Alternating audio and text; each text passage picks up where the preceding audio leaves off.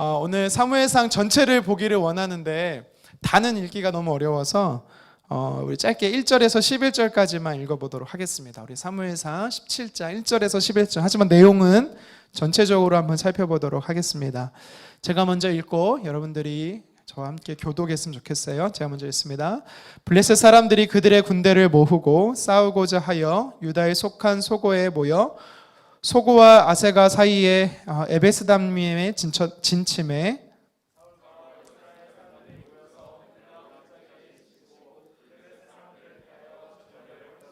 블레셋 사람들은 이쪽 산에 섰고 이스라엘은 저쪽 산에 섰고 그 사이에는 골짜기가 있었더라.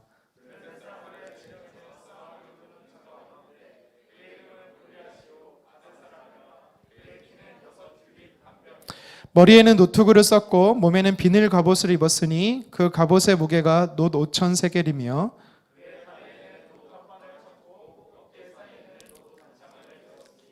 그 창 자루는 배틀채 같고 창날은 철 600 세겔이며 방패든 자가 앞서 행하더라.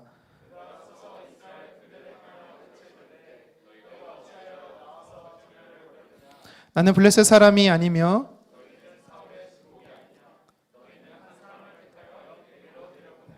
제가 말씀을 잘못했나요? 죄송합니다. 제가 읽은 게 아니죠? 제가 이걸 읽었어야 되는 거 아니에요? 지금 읽어야 되나요? 미안해요. 구절을 빼먹은 것 같아. 아니구나. 그가 나와 싸워서 나를 죽이면 우리가 너희의 종이 되겠고 만일 내가 이겨 그를 죽이면 너희가 우리의 종이 되어 우리를 섬길 것이니라. 그 블레셋 사람이 또 이르되 내가 오늘 이스라엘의 군대를 모욕하였으니 사람을 보내어 나와 더불어 싸우게 하라 한지라. 아멘. 여기까지예요. 말씀 잘못됐네요. 오늘 계속 그러네 1부부터. 자, 하나님이 살아계시기에 라는 제목으로 말씀을 좀 전하겠습니다. 지난주에 제가 말씀을 여러분 기억하세요? 제가 딱 1주 전에 여기서 했던 말씀, 호세아서 6장 1절 3절 말씀 기억하십니까? 돌아오라고 했어요. 범죄의 자리에서 돌아오라고, 가던 길을 멈추고 180도 바꿔서 돌아오라고 했습니다. 그러면서 뭐라고 했습니까? 2절에 하나님 앞에, 하나님 안에 살아가라고 이야기했습니다. 그러면서 해야 되는 한 가지가 더 뭐라 그랬죠? 힘써 하나님을, 전심으로 하나님을 찾으라고 했습니다. 네, 여러분 이번 주에 하나님 열심히 찾으셨습니까? 아멘. 다쳤는데도 열심히 찾았어요. 네. 네, 왼쪽으로 넘어졌는데 오른쪽 뼈가 부러진 우리 은별이. 네, 대단해요. 참 우리 교회 특이한. 은별이가 이쪽 서고 너가 이쪽 쓰면 딱 되겠다. 자, 중요한 건 여러분 힘써 찾으셨습니까? 네. 여러분 힘써 우리가 주님을 찾아야 됩니다. 하나님이 우리에게 말씀하셨어요. 너희는 나를 잘 모른다. 그래서 너희가 나를 알아야 된다. 힘써 하나님을 알아야 된다라고 이야기를 하셨어요. 그래서 여러분 전심으로 여러분들이 할 수 있는 방법으로 어떤 분은 말씀을 저희 그룹에서는 지난 주일날 우리 한 청년이 이런 고백을 했어요. 한 주에 한 말씀을, 한 구절 말씀을 외우겠다. 저 이따 물어볼 거예요. 외웠는지. 네, 소환 형제. 네, 얼마나 하나님을 우리가 찾고 있는지 다시 한번 도전합니다. 여러분 우리가 말씀을 읽는 것에서부터 기도하는, 짧게라도 기도하는 것에서부터 여러분 우리가 하나님을 더 힘써 알아가시기를 축복합니다. 자, 오늘은 또 그 말씀의 연장선에서 하나님이 살아계시기에 라는 제목으로 말씀을 전하고 싶은데요. 바로 본론으로 들어가면 여러분들 우리가 그리스도인이라고 말하고 나는 신앙인이라고 하는데 나뿐만 아니라 많은 사람들이 어떤 문제에 봉착하잖아요. 내가 컨트롤할 수 없는 상황에 봉착하게 되면 두려움에 빠져요. 예. 그리고 그 두려움에 함몰되면요, 이제 불안감이 계속해서 듭니다. 그리고 그 불안감은 이제 통제력을 마비시킵니다. 이게요, 믿지 않는 사람에게만 있는 게 아니라 믿는 사람에게도 나타난다라는 겁니다. 하나님의 사람들이 하나님이 살아계시다라는 걸 믿고 그 하나님의 시선으로 그 문제를 바라봐야 되는데 이게 결론이에요, 사실 오늘 말씀에. 근데 문제는 뭐냐면 현실의 문제를 현실의 눈으로 본다라는 거. 이게 정상 아닙니까? 현실의 문제를 현실의 눈으로 보는 게 정상 아닌가요? 라고 말할 수 있지만 사실 근데 굉장히 위험한 거예요. 자, 오늘 11절에 말씀에 보면 크게 두려워하다라고 이야기를 합니다. 성경이. 크게 두려워하다. 여기서 크게 두려워하는 대상이 누구냐면 골리앗이라는 사람이에요. 그리고 두려워하고 있는 정말 대상이 누구냐면, 두려움의 대상은 골리앗이지만 두려워하고 있는 대상이 누구냐면 사울 왕이에요. 그리고 이스라엘 군사예요. 이것은 지금 이스라엘 백성들을 대표하는 사람으로서 오늘 성경의 저자가 등장시키고 있는 인물이에요. 저는 그냥 사울 왕으로, 한 사람으로 다 표시하겠습니다. 그러니까 1차적으로 오늘 본문의 성경에 등장시키는 인물이 누구냐면 사울이라는 사람인데, 사울이 누구냐면 왕이에요. 이스라엘을 대표하는 왕이야. 그런데 그가 두려워하고 있다라는 거예요. 그 역시도 두려움 상황 가운데 빠질 수 있다라는 거예요.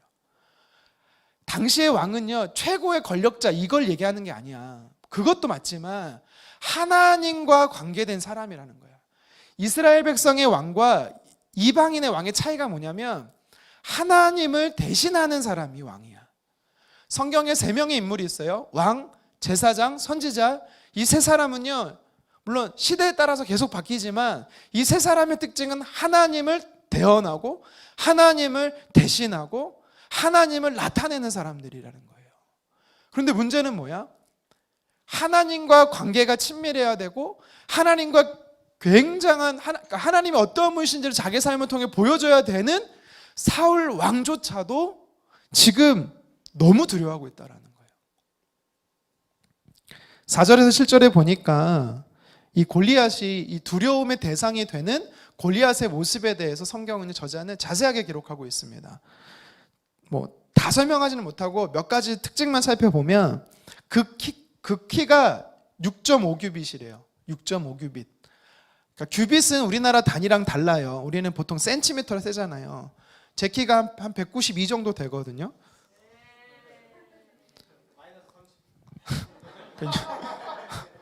자, 1규빗이 몇 센치냐면은 이제 당시에 고대 근동에서 측량하던 센치로 따지면 규빗은 45cm예요. 그러니까 이것을 6.5를 곱하면 3m가 조금 안 됩니다. 그러니까 지금에 봐서도 굉장히 큰 거죠. 3m면은.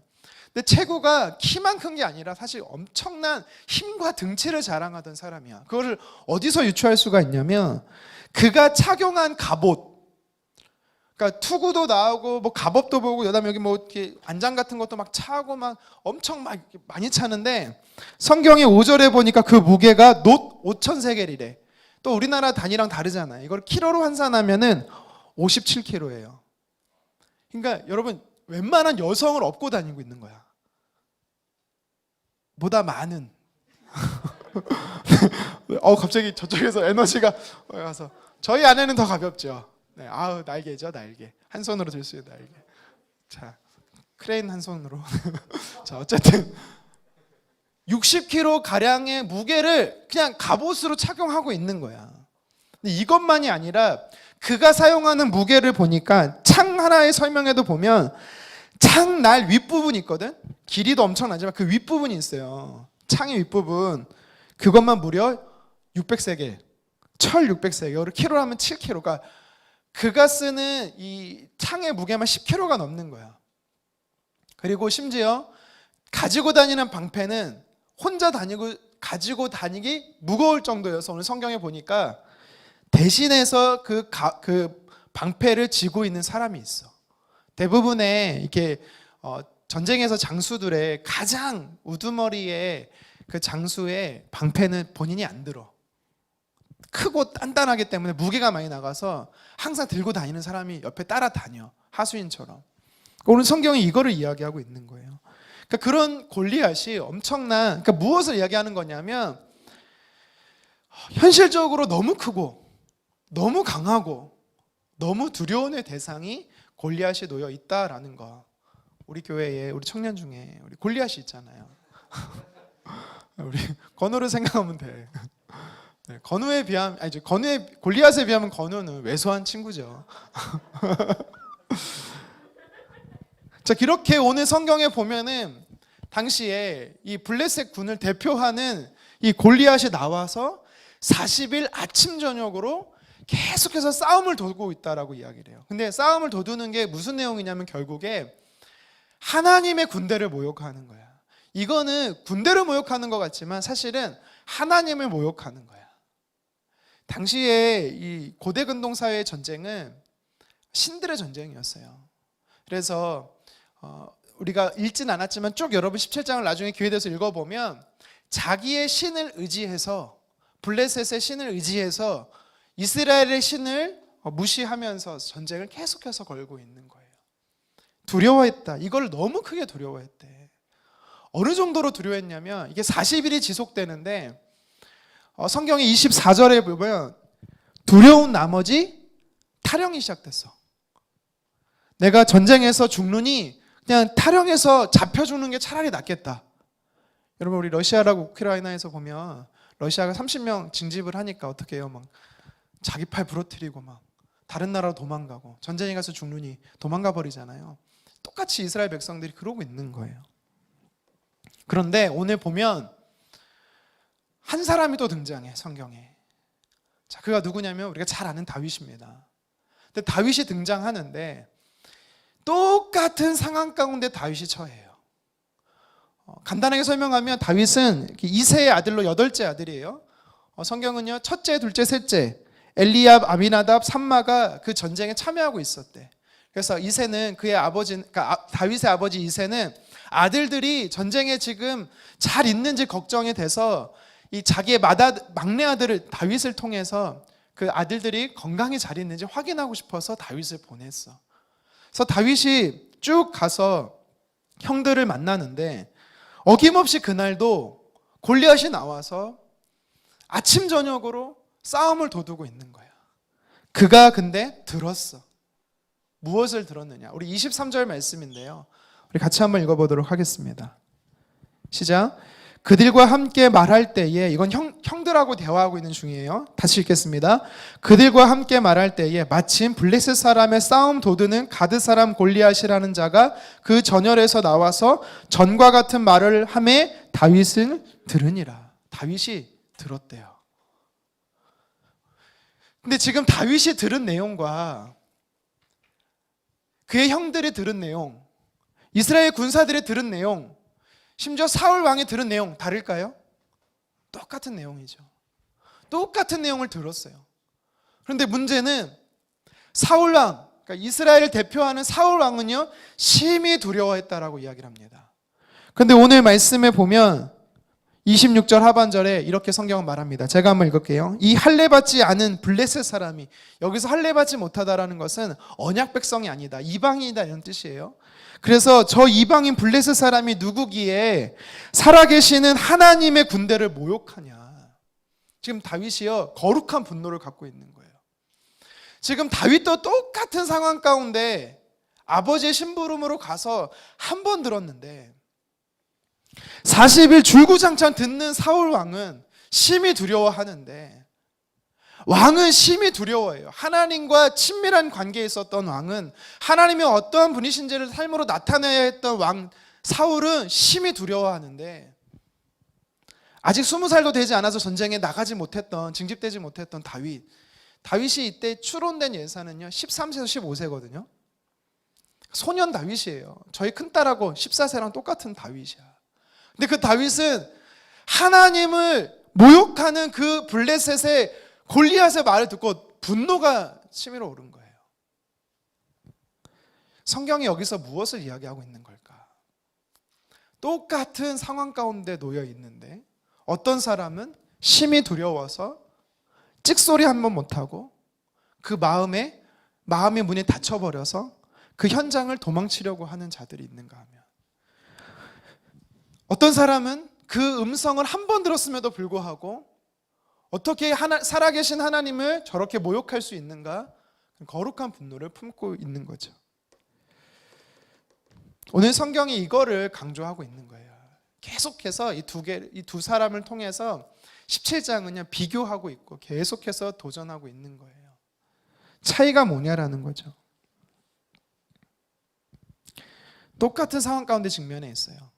똑같은 상황에 직면이 됐음에도 불구하고 누구는 그 마음이 두려워하는 자가 있는가 하면, 누구는 도리어 그 상황 속에서 강하고 담대할 수 있는 사람이 있다라는 것입니다. 여러분 어떨까요? 여러분 어떠세요? 여러분들의 하나님은 누구세요? 여러분의 삶 속에 역사하시고 일하시는 하나님은 어떤 분이십니까? 하나님이 오늘 말씀에서 어떤 분으로 여러분 등장하고 계십니까? 나의 삶 속에서 하나님이 어떤 분으로 등장하기를 또 원하십니까? 다윗은요, 오늘 상황을 보면서 그냥 상황을 본 게 아니라 그 상황에서 역사하신 하나님을 먼저 본 거야. 이것이 바로 다윗은 소유하고 있는 관점이지만 사울은 소유하고 있지 못하는 관점이에요. 그 상황을 문제 그대로 보는 사람이 사울이었습니다. 그 상황을 그냥 있는 그대로 아주 구체적으로, 아주 사실적으로, 아주 현실적으로 보는 사람이 사울이야. 그런데 하나님의 사람은 다윗과 같아야 돼. 어떻게 해요? 그 상황 속에서 하나님이 살아계시다라는 것을 볼 줄 알아야 되는 것이죠. 그래서 다윗이 이렇게 고백합니다. 우리 37절인데요. 같이 한번 읽어보도록 하겠습니다. 또 다윗이 이르되 여호와께서 나를 사자의 발톱과 곰의 발톱에서 건져내셨은즉 나를 이 블레셋 사람의 손에서도 건져내시리이다. 사울이 다윗에게 이르되 가라, 여호와께서 너와 함께 계시기를 원하노라. 아멘. 지금 다윗이 뭐라고 고백하고 있냐면 그가 분노할 수 있었던, 이걸 거룩한 분노라고 표현을 할게요. 거룩한 분노를 할 수 있었던 이유가 뭐냐면, 그리고 반대로 사울은 왜 거룩한 분노를 내지 못하는가? 왜 그 상황에서 두려워하는가? 그것은 내 삶에서 역사하신 하나님을 기억지 못하고 한 사람은 하나님은 내 삶에서 이렇게 역사하셨던 분임을 고백하고 있었던 거예요. 내가 과거에 아버지의 양 떼를 치고 있을 때 사자가, 곰이 아버지의 양을 훔쳐가면 내가 끝까지 따라가서 그 곰의 입에서, 사자 입에서 그 양을 끄집어냈다. 그때도 하나님 나를 도우셨다.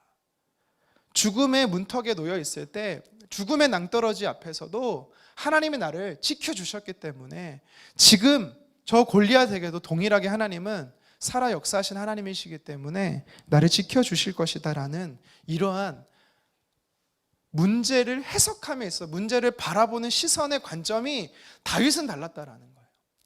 여러분, 제가 오늘 두려워하지 말라라고 이야기하는 게 아닙니다. 여러분, 성경이요, 예수님도 제자들에게 두려워하지 말라라고 얘기하고 성경은 365번 두려워하지 말라라고 이야기합니다. 그래서 누가 맨날 매일매일 하루에 한 번씩 두려워하지 말라 그런 의미다라고도 이야기하는데, 사실 성경이 우리에게 두려워하지 말라라는 건요, 전혀 두려워하지 말라는 게 아니야. 오해하지 마세요. 그런 뜻이 아니야. 두려워하는 건 본능이에요, 본능. 근데 우리가 어떻게 안 두려워할 수 있겠어요? 여기서 근데 두려워하지 말라는 의미는 그런 의도가 아니라 현실을 바라봄에 있어서 사실적으로 보고 객관적으로 보는 거 정말 중요하지만 하나님의 사람들은 살아계신 하나님이 그 상황을 어떻게 보는지를 하나님의 관점에서 보라라고 이야기를 하는 거예요. 그럴 때 두려움을 이길 수 있다라고 이야기하는 것입니다. 미국의 스콧 하버드 목사님이 이런 기고를 했어요. 이런 글을 냈어요. 하나님은 당신의 문제보다 크시다 라는 제목의 글을 내면서 그 안의 내용이 어떤 내용이 있었냐면 이런 표현합니다. 우리가 하나님이 작게 보이기 때문에 문제가 크게 보이는 거다. 그래서 하나님의 약속을 종종 잃어버린다. 무슨 말이냐면 하나님께서 아브라함에게 아들을 주겠다라고 약속을 하셨어요. 창세기 12장에서 약속을 하셨잖아요. 근데 그 약속을 10년, 15년, 20년, 25년 계속해서 24년까지 약속이 지체되니까 하나님의 약속이 사라지기 시작하는 거예요. 하나님의 약속이 기억나지 않는 거예요. 그러니까 어떻게 돼요? 문제는 여전히 똑같았어요. 자녀가 없는 거. 더 커진 게 아니에요. 하지만 이제는 하나님의 약속을 잊어버리니까, 살아계신 하나님이 나와 함께 한다는 사실을 잊어버리니까 그 문제가 더 크게 상대적으로 커져 보이게 된다라는 겁니다. 저와 여러분들에게 있어서는요, 죽은 나사로가 살아나는 역사는 없을 거예요, 사실은. 그렇게 사람을 살려본 적 있어요? 없잖아요. 저도 없어요. 물론 귀신은 내어 쫓아본 적은 있어요. 여러분, 딱 보면 귀신인지 알아요. 뭐가 어야? 농담한 거야. 내가 어떻게 알아? 네, 거짓말하면 안 돼요. 농담이에요. 자, 근데 여러분 우리 안에 이 두려움이 분명히 있어요. 문제는 똑같아요. 아까도 사울 왕이든 또 이스라엘 군사들이든 다윗의 형들이든 심지어 다윗이든 똑같은 두려움 상황 가운데 있었다라는 겁니다. 그런데 다윗은 그 두려움보다 살아계신 하나님의 관점에서 그 문제를 주관적으로 보았기 때문에 그가 거룩한 분노를 품을 수 있었다라는 거예요. 여러분 우리 문제가 사실 바다보다 더 커 보일 수 있어요. 근데 하나님은 뭐라고 성경에 말씀하시냐면 그 바다를 컨트롤하시는 분이 하나님이시다라고 말해요. 욥에게 하나님 뭐라고 말씀하십니까? 너가 바다의 경계를 아느냐? 모르죠. 사람이 어떻게 알아요? 하나님께서는 그 손으로 하늘을 측량하시는 분이다라고 표현을 합니다. 물론 하나님 손은 없죠. 그 정도로 하나님 컨트롤하신다라는 의인화된 표현으로 성경은 이야기하고 있는 겁니다. 문제가 뭐냐? 그러니까 성경이 우리에게 뭘 말하는 거냐면 우리의 문제가 아무리 커도 하나님의 컨트롤 안에 있다라는 사실을 잊지 말라라는 거죠. 하나님이 그 현장 속에 그 문제 속에 하나님을 잊어버렸던 사람이 사울이에요. 그랬더니 사울이 어떻게 반응합니까?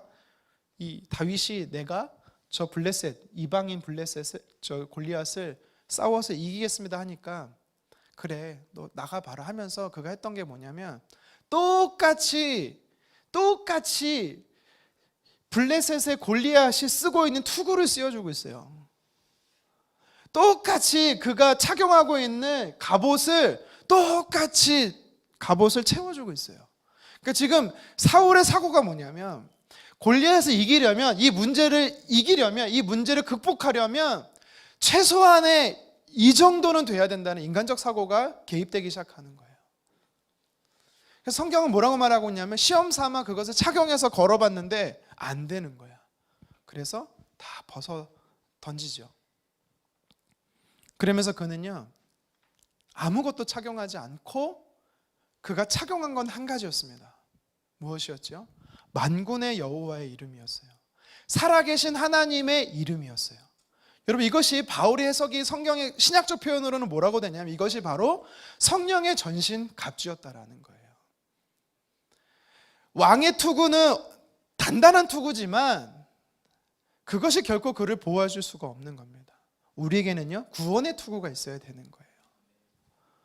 의의 흉배, 아무리 불화살이 날라와도 우리의 심장을 보호해주는 흉배 같은 것이 단단하다 할지라도 그게 우리를 승리케 하는 것이 아니라 하나님의 의의 흉배를 착용할 때, 진리 허리띠를 착용할 때 우리가 승리할 수 있다는 것을 이야기하는 것이죠. 그리고 그가 했던 것은 뭐냐면 그냥 물맷돌 5개를 주워 담았어요. 물매 있잖아요. 던지는 거. 우리가 잘 알잖아요. 골리앗을 이긴 이 다윗. 여기서도 보면 우리가 잘 아는 메시지가 하나 나와요. 뭐냐면 5개를 집었어요. 왜 5개를 집었을까? 이걸 뭐 성경에 말하고 있지 않기 때문에 모르는데 그냥 혼자 추측하는 거죠. 다윗은 실력이 어느 정도 있다라는 건 자기가 확신해. 해봤거든. 던져서 이리와 사냥을 잡아봤거든. 여우를 잡아봤거든. 근데 3번까지는 확신이 되는데 혹시 몰라 2개를 더 집은 거지. 뭐 이걸 믿음, 소망, 사랑이라 해석하는 분이 있는데 아니야. 잘못된 해석이야. 제가 볼 때는 그냥 3번이면 되는데 혹시 몰라 2개를 더 집은 거지. 근데 성경은요 어떻게 말하냐면 그냥 한 번에 끝내.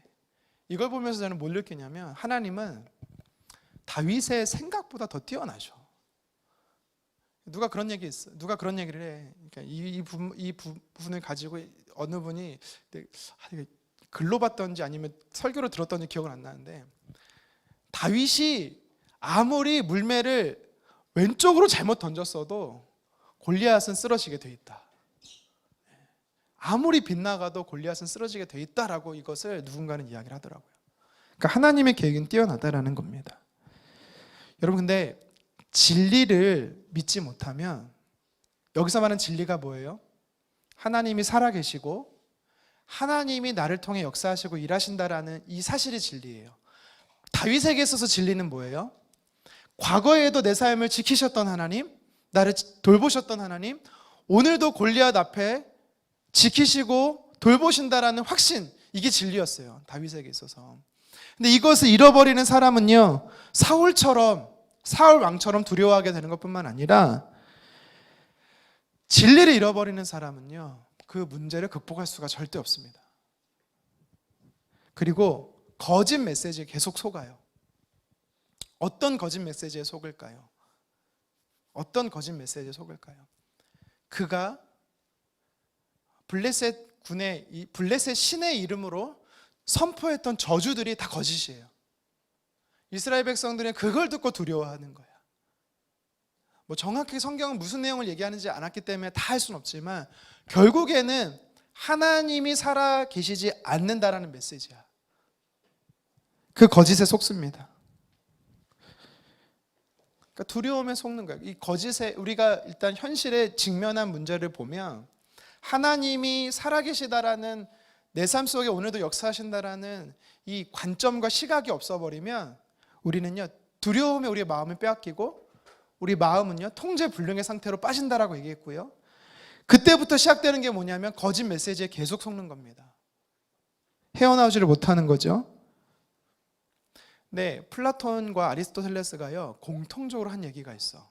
뭐냐면, 용기란 무엇일까? 용기, 인커리지, 용기. 커리지냐 인커리지냐 모르겠네. 한나야, 용기가 뭐니? 잠들었니? 인커리지가 용기인데, 용기란 무엇이냐? 잘 생각해 보세요. 철학적인 표현인데, 옳은 것을 두려워하는 것이 용기다. 플라톤이 이런 말을 했어요. 옳은 것을 두려워하는 게 용기다. 조금 쉽게 설명하면, 정말 두려워할 대상을 두려워할 때 용기가 생긴다라는 의미예요. 어렵죠? 아리스토텔레스도 똑같은 비슷한 말을 했습니다. 제가 찾아보니까 이런 표현을 했어요. 올바른 대상을 향해 올바른 정도의 두려움을 느끼는 마음이 용기다. 지금 다윗이 어디서부터 용기를, 객기가 아니야 이거는.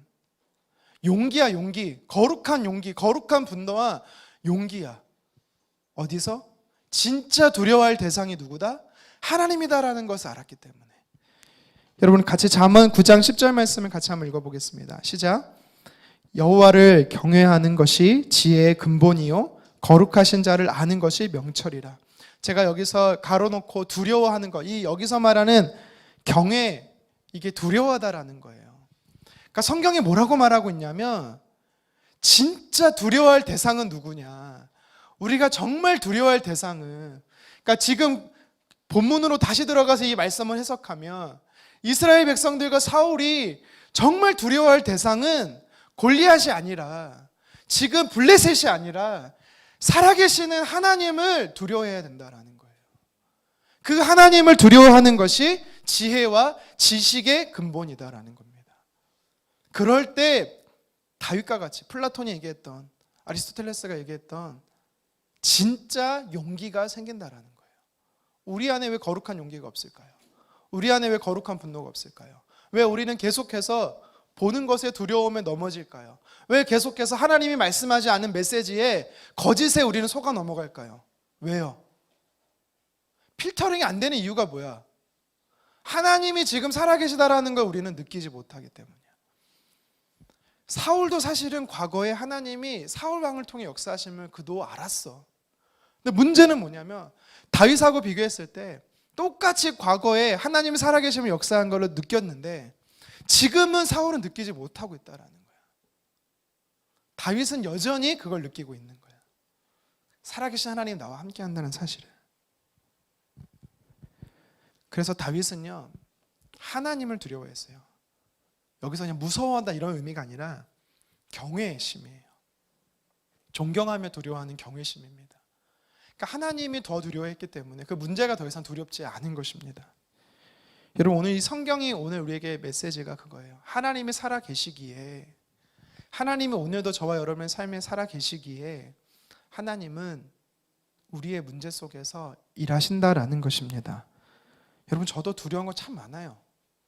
제가 이번 주에 기도하러 좀 잠깐 5일 정도, 만 4일 정도 금식하며 기도를 했어요.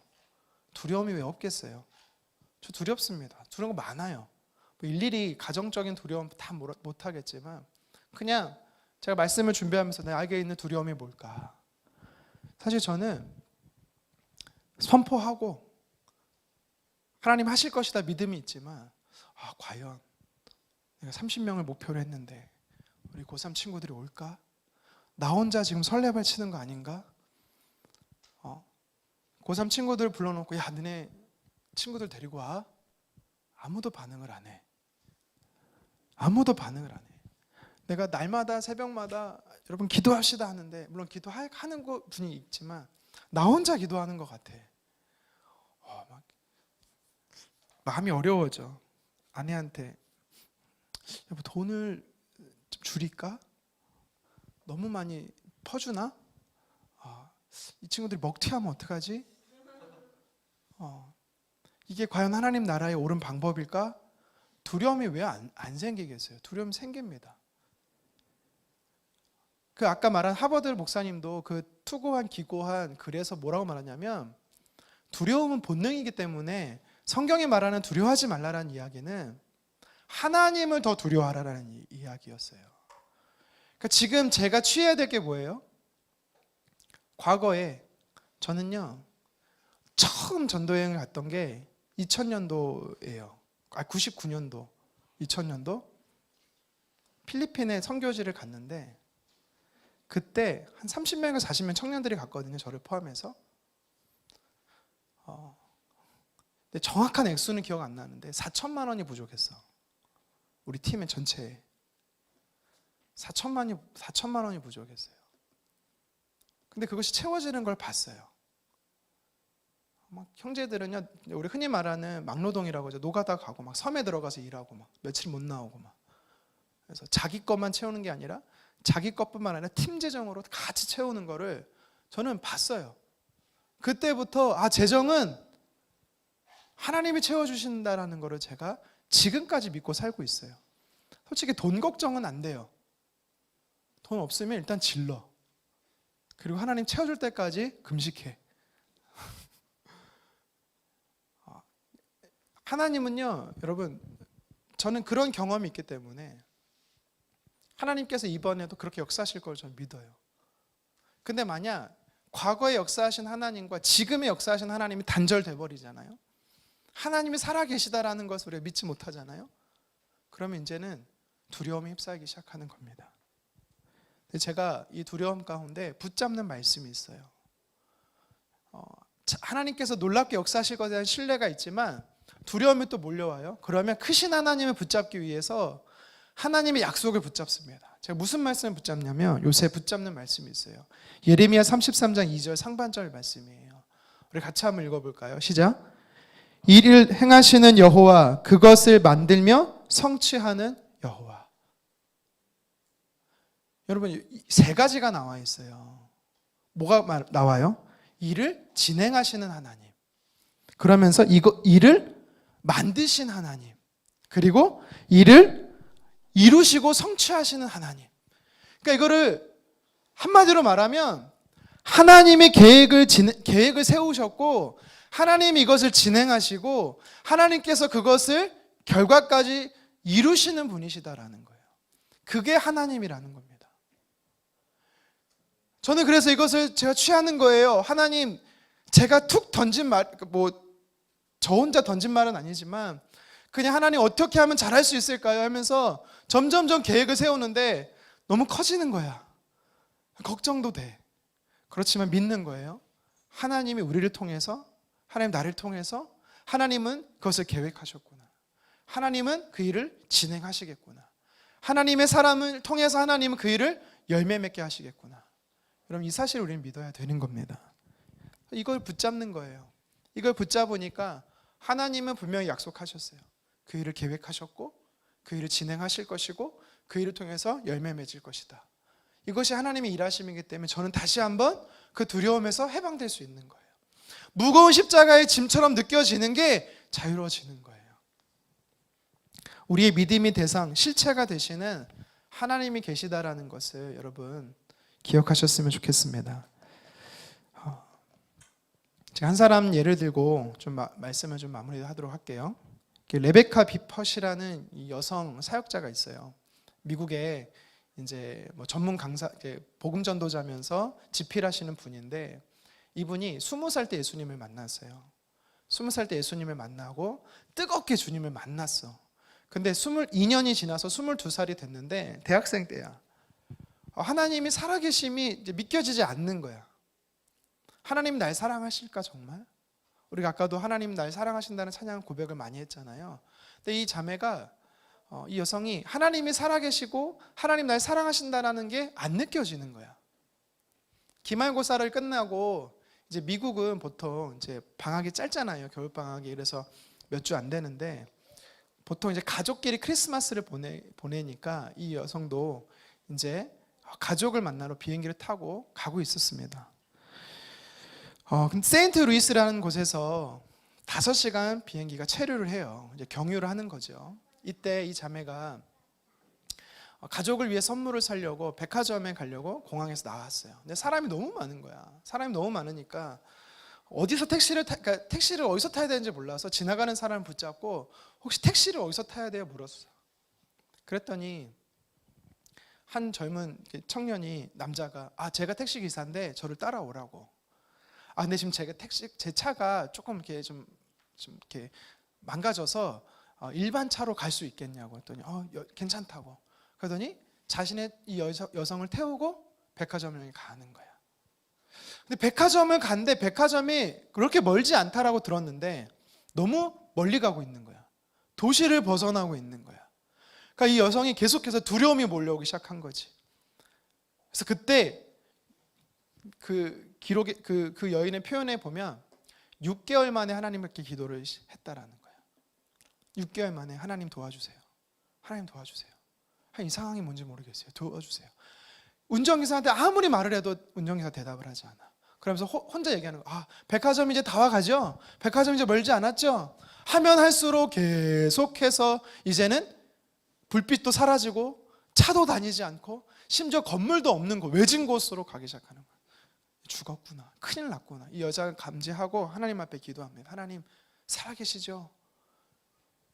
사실은 얼마 전까지만 해도 하나님 정말 살아계시는가에 대해서 회의감을 갖고 있었던 자매가 하나님 살아계시죠? 그럼 날 도와주십시오. 하나님 도와주세요. 이 상황에서 어떻게 이겨낼 수 있습니까? 그때 그 마음속에 내가 사랑의 하나님을 그 운전기사한테 이야기하라고. 그러니까 이 여인이 갑자기 대답도 안 하는, 자신은 쳐다보지도 않는 그 운전기사를 향해서 계속 하나님의 사랑을, 예수님이 나를 위해 십자가에 죽으시고 예수님 죄인 된 나를 구원하셨고 하나님의 자녀가 되었고 그리고 나는 지금 가족을 만나러 가는 거고 하나님의 사랑 얼마나 좋으신 분인지, 하나님이 당신을 사랑하시고 당신을 구원하실 것이고 계속해서 얘기를 한 거야. 한참을 갔습니다. 그리고 차가 탁 멈췄어. 그 여인의 고백으로는 물론 저는 이제 글로 읽었어요. 글을 사실감 있게 표현하다 보니까 정확히 전달하는지 모르겠는데 이 여성이 이제는 끝이구나 생각하면서 기도를 하고 있었어. 근데 갑자기 부엉 하더니 차가 오던 길로 다시 가는 거야. 그 백화점에 딱 그 여인을 내려줬어. 그 여인이 내리면서 예수님을 믿으세요. 그리고 이 남자가 갔어. 너무 두려운 나머지 뭐 백화점에서 가족 선물을 살 생각은 못하고 진짜 택시를 잡아서 이제 공항으로 다시 가는 거야. 그러면서 지금 자기가 겪었던 일에 대해서 택시기사한테 얘기를 하는데 그 택시기사가 막 화를 내는 거야. 이 여성에게, 22살 여성에게. 당신 정신 차리라고. 지난주에 무슨 일이 있었는지 아냐고. 여기서 지금 한 여성이 중환자실에 이제 막 정신을 차렸는데 이 여성이 택시를 탄다고 어떤 남자의 택시를 탔는데 택시가 아닌 차를 타고 아무도 없는 인적이 드문 곳에 가서 좀 입에 담기 어렵지만 성폭행을 당하고 칼에 난도질을 당해서 죽을 뻔한 경우가 지난주에 있었다고. 당신 진짜 하나님께서 당신을 살리신 것 같다고. 물론 그 기사가 하나님 믿는지 안 믿는지는 모르겠지만 자기가 쭉 얘기를 하니까 정말 하나님은 당신을 사랑하시는 것 같다고. 이 여인이요, 그 책에 보니까 이 여인이요, 공항 그 벤치에 앉아서 한동안 못 일어나는 거야. 하나님 정말 살아 계시는가에 대한 회의가 있었는데 하나님이 지금 나와 함께 하시냐고 그렇게 하나님 가르쳐 달라고 깨닫게 해달라고 했는데 하나님이 지금 하나님이 살아 계심을, 두려움 속에서 나를 건지심을 이 여성이 깨닫게 된 것입니다. 그래서 이 여성은요, 그때부터 하나님이 살아 계시다라는 걸 의심하지 않았대요. 죽을 때까지. 그 분이 간증한 그 기록에 보면, 여러분, 하나님이 어떤 분이세요? 여러분에게 있어서 하나님에게 여러분에 있어서 하나님은 어떤 분이세요? 하나님은 문서 속에 갇히신 분이 아니에요. 하나님은요, 사고 속에 갇혀인 분이 아니세요. 하나님은요, 나와 상관없는 다른 사람의 하나님이 아니세요. 하나님은 오늘도 살아계시고 오늘도 나의 하나님이라고 말씀하시고 오늘도 나를 오늘 우리가 고백했던 것처럼 사랑한다라고 말씀하시는 분이세요. 스바냐 3장 17절에 뭐라고 말합니까? 3관절에 너의 하나님, 너의 하나님 여호와는 너희 가운데 계신다. 너희가 아니에요. 너의 하나님 여호와는 너의 삶의 현장 속에 계신다. 그는 구원을 베푸는 전능자시다 라고 이야기를 하고 있습니다. 우리 신명기 20장 3절 4절 말씀 같이 한번 읽어볼까요? 시작. 마음에 겁내지 말며 두려워하지 말며 떨지 말며 그들로 말미암아 놀라지 말라. 너희 하나님 여호와는 너희와 함께 행하시며 너희를 위하여 너희 적군과 싸우시고 구원할 것일 것이며. 모세가 뭐라고 말하고 있어요? 광야의 이스라엘 백성들이 이제 가나안 땅을 향해 들어가야 되는데 하는 말, 두려워하지 마. 광야 속에 너희와 함께 하셨던 하나님은 가나안 땅에서도 너희와 함께 하실 거야. 여러분, 그리스도인으로 산다라는 게 바로 이거예요. 하나님이 살아 계시기에 두려움이 있어요. 없는 게 아니에요. 저도 두려움이 있어요. 그런데 그리스도인으로 산다는 건 뭐예요? 과거에 내 삶에 역사하신 하나님이 오늘도 내 삶에 역사하신다라는 것입니다. 오늘도 나와 상관없는 하나님이 아니라, 사울은요 그런 그리스도인이었어요. 사울은 어떤 그리스도인이었어요? 문제가 두려움이 컸는데 하나님은 나와 상관없는 분으로 살아가고 있는 그리스도인이었어요. 그러니까 거룩한 분노도 없고 하나님을 위해 용기를 낼 수가 없었어. 왜? 용기는, 진짜 용기는 하나님을 두려워할 때 생기는 거야. 여러분, 우리는 나의 삶 속에 살아계신 하나님으로 그 하나님을 만나야 돼요. 그리고 과거에 나의 삶에 역사하셨던 하나님을 과거에 고이 묻어두는 게 아니라 다시 끄집어내서 오늘 내 삶에서도 하나님 동일하게 역사해달라고 우리는 고백할 수 있어야 되는 것입니다. 말씀을 좀 정리할게요. 내 뜻대로 되지 않아서 원망이 듭니까? 불평이 듭니까? 이런 표현이 있어요. 막힌 길이 은혜다. 막힌 길이 은혜다. 무슨 말이냐면 아무 계획 없이 죄를 막 지으면서 막힌 길이는 저주일 수 있어요. 그런데 내가 하나님 앞에 기도하고 가는데 길이 막혔다? 여러분, 그거는요 은혜예요. 왠지 알아요? 문으로 비유할까요? 내 앞에 문이 10개가 있어. 아무리 열어도 문이 안 열려. 여러분, 그게 은혜예요. 왜일까? 10개 중에 하나가 닫히면 이제 더 9개로 줄었어. 또 문이 막혀요? 그럼 이제 8개로 또 줄어요. 무슨 말이냐면 하나님은 열어놓으신 문으로 우리를 가도록 이끄신다라는 거예요. 내가 계획하고 내가 기도하고 하나님 앞에 기도하고 하나님이 살아계시고 인도하신다는 것을 믿고 가는데 막혔어요? 여러분, 그러면 그게 은혜라니까. 왜요? 하나님은 살아계시고 하나님 크신 분이거든. 내가 죄짓고 하나님 기뻐하지 않는 삶 속에서 막혔다면 그거는 저주일 수 있어요. 하지만 하나님을 신뢰하고 하나님을 믿고 살아계신 하나님을 두려워하면서 이 상황 속에서 헤쳐나가는데도 막혀있다. 그러면 하나님은 더 위대하고 더 놀랍고 더 크게 일하시기 위해서 하나님은요 우리를 막으시는 거야. 막았다는 표현도 사실 정확하지 않아. 막은 게 아니고 다른 길로, 그 길로 갈 수 있도록 하나님께서는 유도해 주시는 거예요. 우리의 삶을. 하나님이 그때마다 원망이 되죠. 여러분, 그때마다 문제를 두려워할 것이 아니라 살아계신 하나님을 두려워하셨으면 좋겠습니다. 내 앞에 골리앗이 너무 커 보이고, 우리 각 사람에겐 다 골리앗이 있잖아요. 저도 자녀를 키우다 보면 골리앗이, 자녀에 대한 제가 국제 중에 있는 부모님들을 보면서 저희 아이를 딱 보면 난 진짜 형편없는 부모야. 네. 저는 굉장히 아이를 이렇게 말이 자유를 주는 거지 방목이거든. 네. 하지만 저는 믿는 게 있어요. 하나님의 손이 이 아이와 함께하여 주십시오. 그러니까 벗어나지 못하게 꽉 잡아주세요. 제가 늘 기도하거든요. 하나님 인도해 달라고. 두려움이 있습니다. 교회를 또 사역을 하면서 두려움이 있어요. 여러분들에게 왜 두려움이 없겠어요? 진로에 대한 두려움이 있고, 연애와 결혼에 대한 두려움이 있고, 취업에 대한 두려움이 있고, 입시에 대한 두려움이 있고, 또 사람과의 관계 속에 두려움이 있고, 분명히 많습니다. 근데 분명한 사실은 그 현장에도 하나님이 계시다라는 것입니다.